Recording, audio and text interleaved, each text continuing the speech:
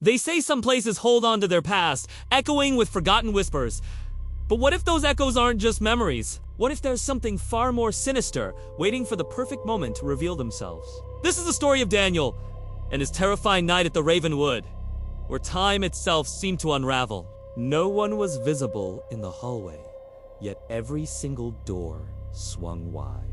An impossible sight, a chilling prelude to the horror that awaited. Daniel's journey began on a lonely highway, his car sputtering to a halt as a fierce storm raged around him. The rain lashed down, the wind howled, and then, through the gloom, a flickering neon sign appeared. Ravenwood Hotel, a beacon of false hope, drawing him into its decaying embrace. He had no choice but to seek shelter. Inside, the lobby was a relic of a bygone era, thick with dust and silence. A single dim lamp cast long shadows. Daniel rang the bell, its chime echoing eerily in the vast, empty space. A moment of stillness, then movement. From the deepest shadows, a thin, old receptionist emerged. His eyes, empty and devoid of warmth, seemed to pierce through Daniel. Without a word, he slid a heavy, ornate key across the counter. Room 307. A number that would soon haunt Daniel's every waking moment. Then, a chilling whisper, barely audible. Whatever happens tonight, do not open the door after 3 a.m. The words hung in the air, a cold premonition. Daniel, unnerved, took the key and began his ascent. The hallway stretched endlessly before him, a tunnel of gloom. Lights flickered overhead, casting dancing shadows. Old paintings adorned the walls, their subjects' eyes seeming to follow his every move, their expressions frozen in time. Finally, room 307. He unlocked the door, stepping into a space that felt normal, yet undeniably wrong. The air was heavy, a strange stillness that pressed in on him. He tried to shake off the unease, but it clung to him. He checked his watch. It was almost 3 a.m.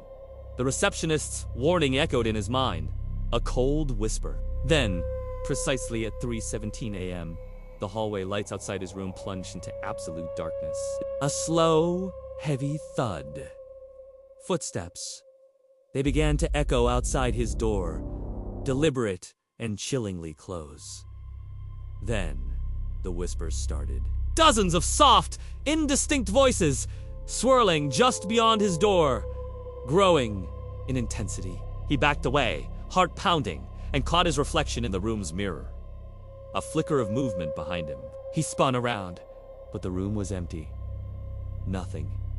Just the oppressive silence and the lingering scent of decay. He retreated to the bathroom, splashing cold water on his face, but the tap turned on by itself, gushing water.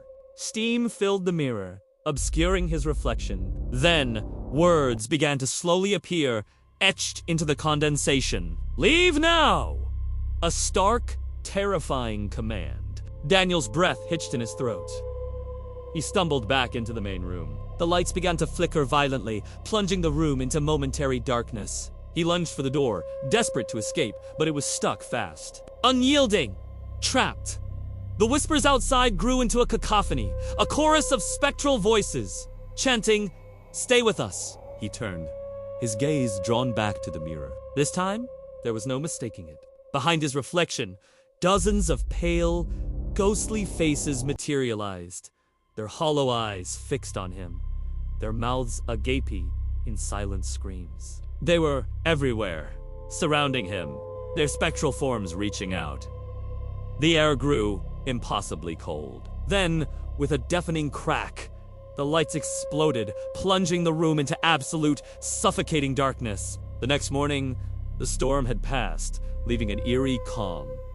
Police arrived, drawn by Daniel's abandoned car. Inside the lobby, the officers found a wall covered with old photographs, a grim gallery of past guests. One photo, however, looked disturbingly new, its colors still vibrant amidst the faded memories. They looked closer, their blood running cold. It was Daniel, standing in the hotel hallway, his face a mask of fear. And behind him, barely visible in the shadows, stood several shadowy figures, their hollow eyes staring directly into the camera. A final, chilling twist. The security camera monitor in the lobby flickered to life. The hallway camera showing the very corridor Daniel had walked. And at the end, room 307.